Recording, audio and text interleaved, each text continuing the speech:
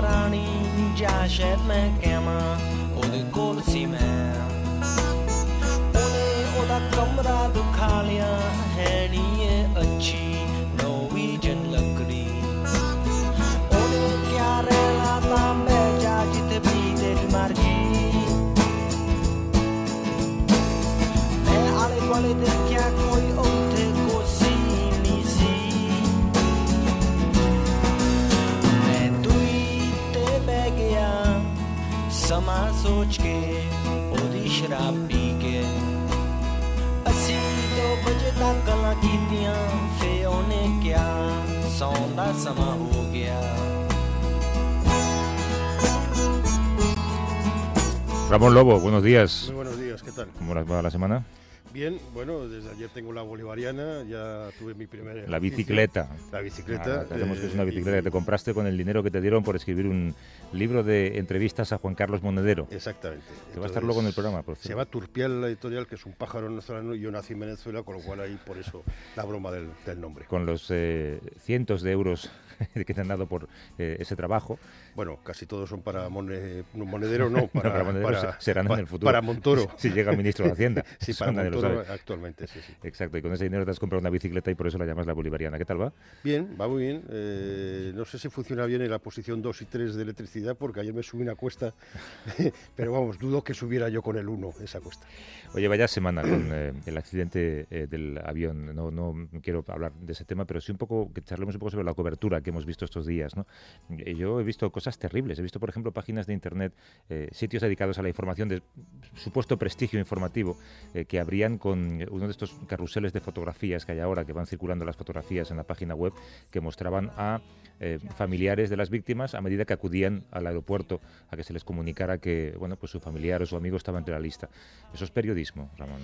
No, a mí me parece que no. Yo creo que es fundamental el respeto a las víctimas, es la base de todo esto, ¿no? Y sobre todo fotos que no aportan nada informativamente. Ya sabemos que personas que han perdido a su ser querido están hundidas en el dolor, no es necesario que lo veamos. No, si ni siquiera saber los nombres de las víctimas aporta nada a un lector o a un oyente, no solamente aporta dolor a la familia. Y luego es muy curioso que las dos únicas exclusivas que han rodeado todo este caso, que son el contenido de la caja negra y ahora los problemas de visión de este copiloto, las ha publicado el New York Times, que es un periódico de otro continente. ¿No debería bochornarnos a los periodistas europeos que esto pase? Yo creo que sí, porque no hemos dado la información más importante y después seguimos dándole vueltas a la idea de la locura y de la depresión, como si la depresión causara suicidios. Y esto no es un suicidio, esto es un asesinato. Claro. Este tío es un psicópata y nos da miedo la palabra asesino porque quizás en la locura lo sentimos como algo ajeno a nosotros y nos sentimos más protegidos. Es curioso el caso de lo que ha ocurrido. Bueno, tú ahora tienes que volar, o sea que te sentirás como muchas personas que tienen que volar. Oye, es domingo de Ramos, hoy Ramos, ¿no? Sí, o algo así. Ramos. Se supone que deberías saberlo si tu madre se dedica a esto, ¿no? Sí, cuando entró Jesucristo de Jerusalén y había gente con ramos. ¿No vas a ir a misa? No, porque en la bolivariana. En la bolivariana, si me dejaran entrar. Venga, arrancamos.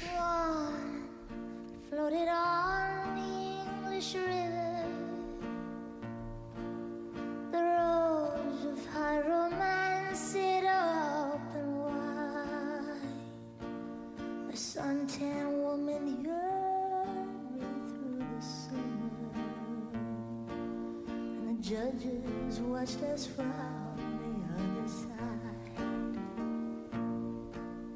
I told my mother. Vamos a hablar de algo terrible, una mujer que murió a manos de un grupo de descerebrados, lógicamente, por no llamarles otra cosa, que la apalearon y quemaron viva. Ocurrió en Kabul, capital de Afganistán, hace 10 días. Se llamaba Farhunda, tenía 27 años, había sido acusada de quemar un ejemplar del Corán. Sí, algo que era falso. La investigación policial así lo demuestra.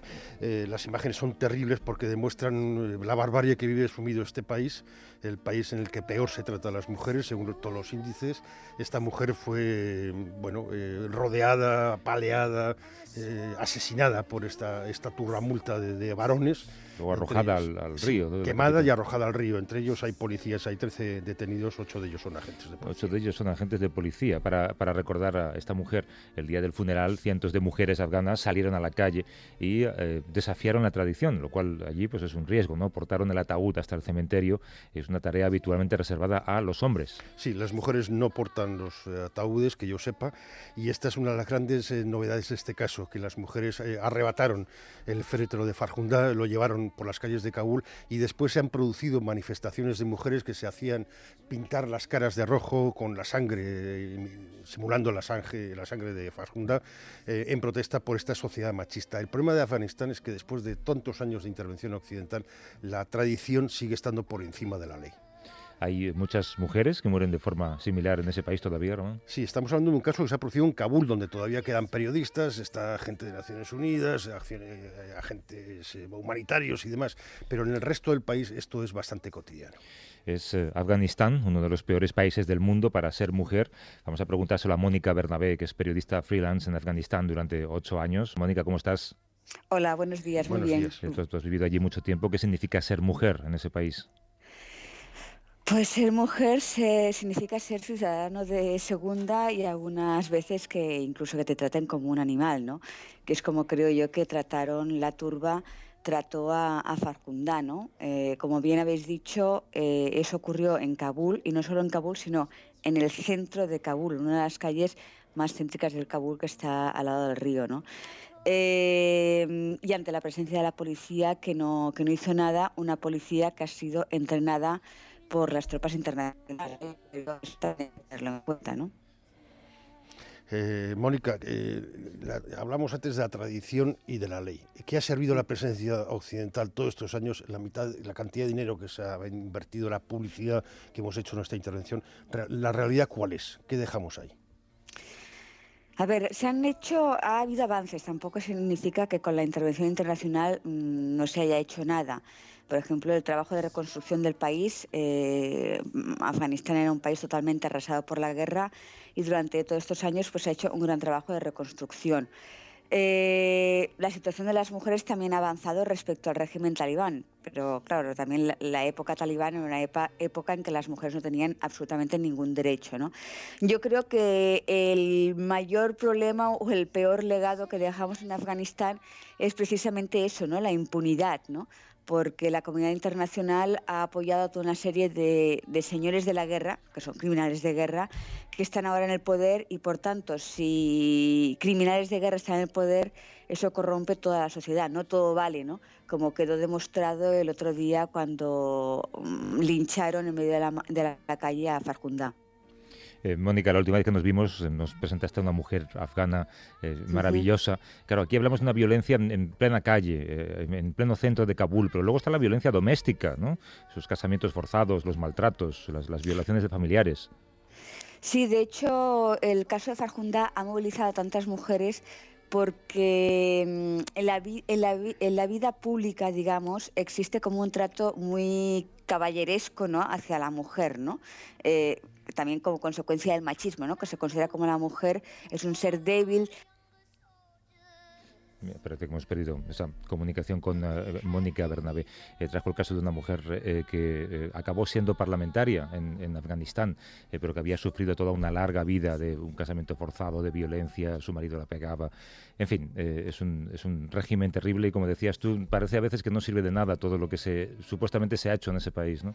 Sí, no, hemos avanzado, pero veníamos de tan lejos y el problema es que el régimen que queda es un régimen muy débil, como decía Mónica, los señores de la guerra. Hay un vídeo que siempre recomiendo de Malala Yousafzai, que se puede buscar en internet, que es una ex parlamentaria afgana, que en el año 2003 le dijo a los parlamentarios esto de esta asamblea está llena de asesinos y narcotraficantes. No escuchamos a esta mujer. Creo que estás ya por ahí, Mónica. No parece que escuchemos a Mónica. Yo recuerdo que algún alto cargo del gobierno americano, antes de empezar la invasión en Afganistán, solía decir que iban a devolver a Afganistán a la edad de piedra, de manera muy bravucona, ¿no? En algunos aspectos, al menos sociales, es verdad que Afganistán vive en la edad de piedra. Sí, pero nos vamos a las fotos de los años 50, 60, 70, cuando vivía el rey y las mujeres llevaban falda y ¿sí?, la cara descubierta. Es decir, no sé, el retroceso ha sido terrible. Bueno, agradecemos a Mónica Bernabé esa conexión hasta que se ha interrumpido. Ha estado mucho tiempo en Afganistán. Seguimos.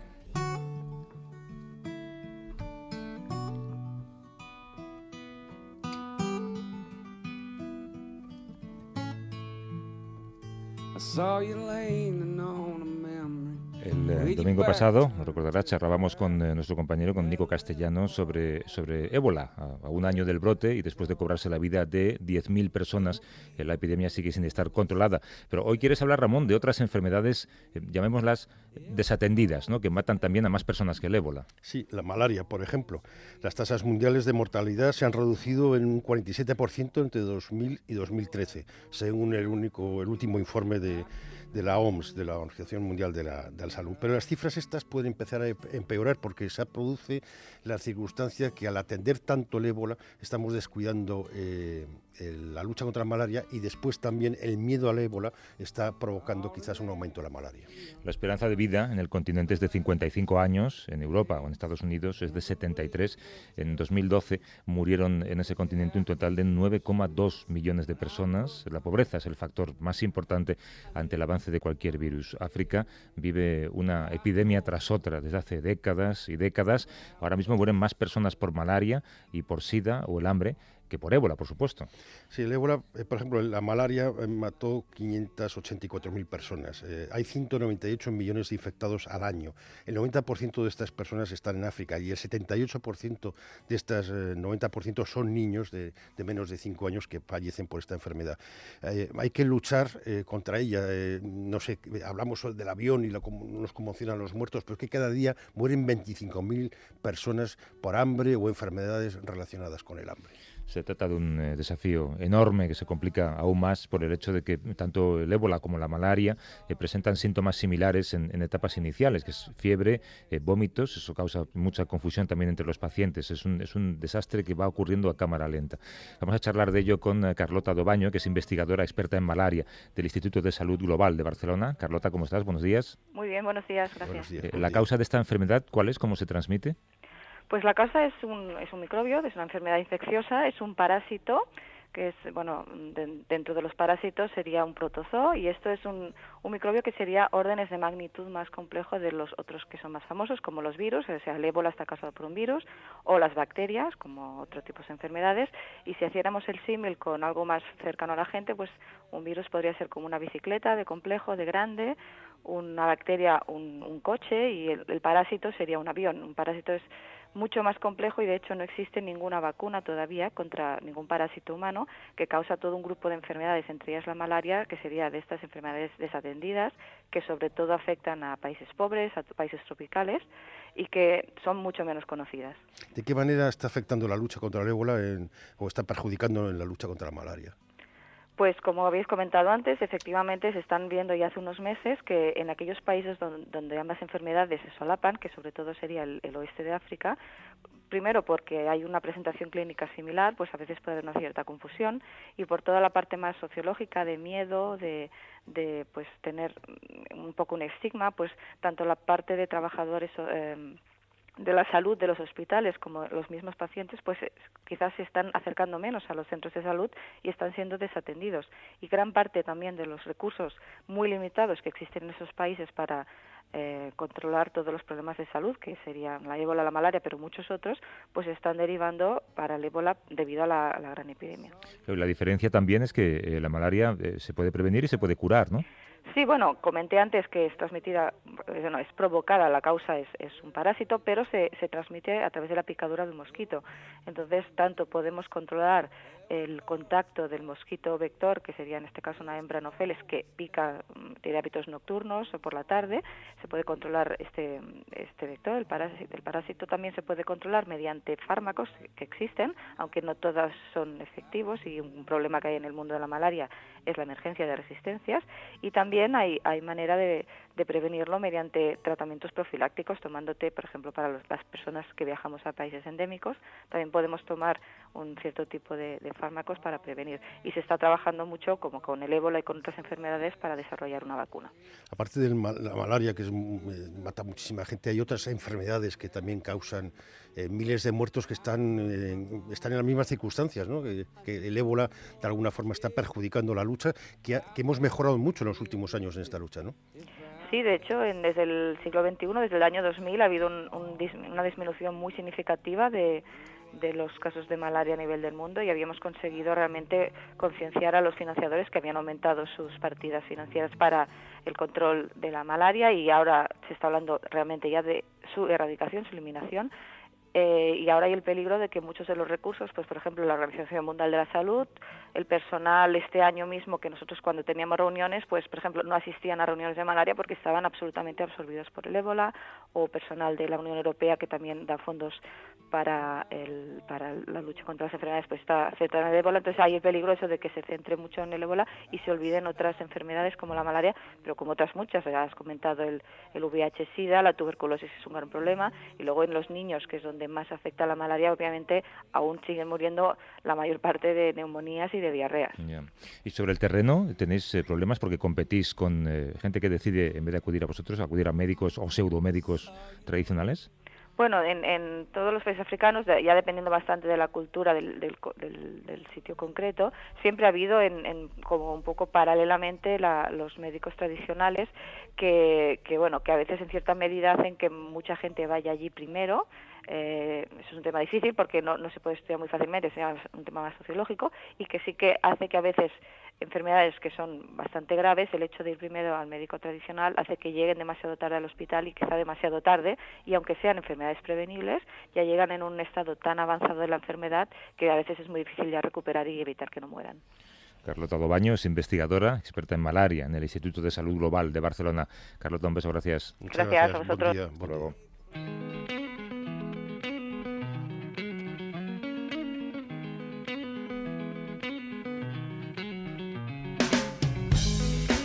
Te das cuenta de que con esto arrancamos el programa. Claro, es para recordarlo porque hace tiempo que no lo pones, ¿no?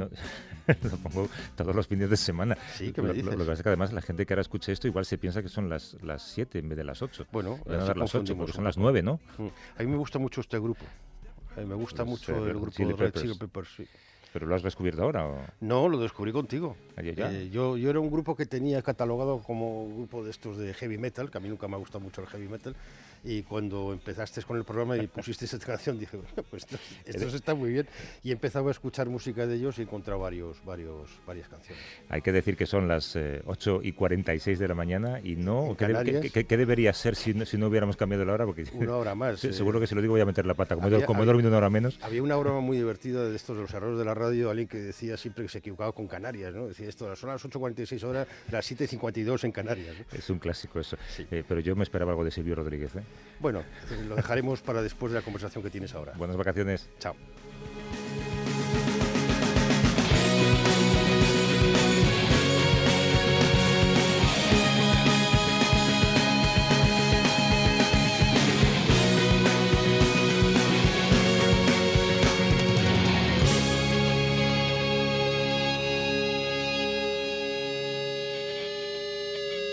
A vivir que son 2 días. Javier del Pino.